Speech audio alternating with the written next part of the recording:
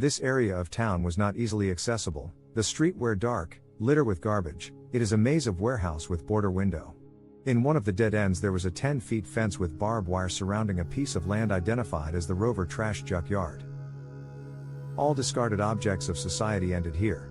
Decaying material and crumbling parts of everyday objects found peace in this scrap yard. This sanctuary was the last hope for a better tomorrow, or at least a second chance could be found under the crushing hand of a compactor. This is where this story begins. It all happened in a remote corner of this scrap yard, among the piles of rusted metal and the multitude of discarded objects. Consistently, you could hear the sound of distant city noise, humming with siren, trucks and trains.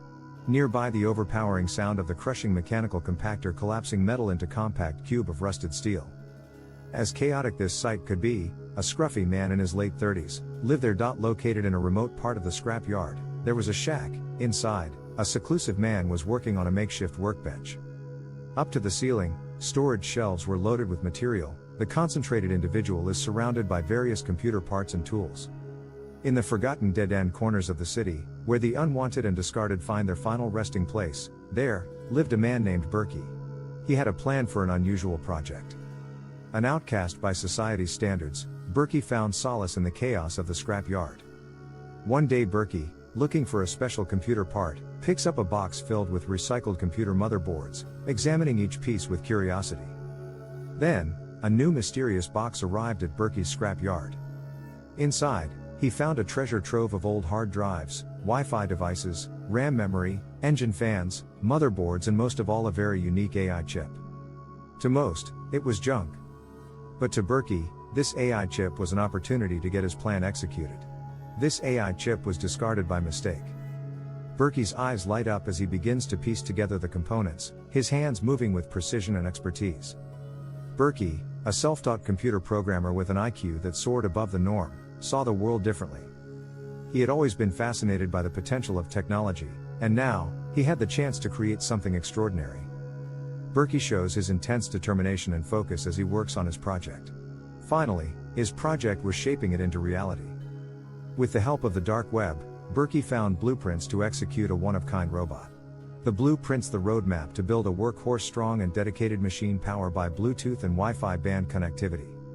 The robot slowly takes shape. At first it was a miniature version.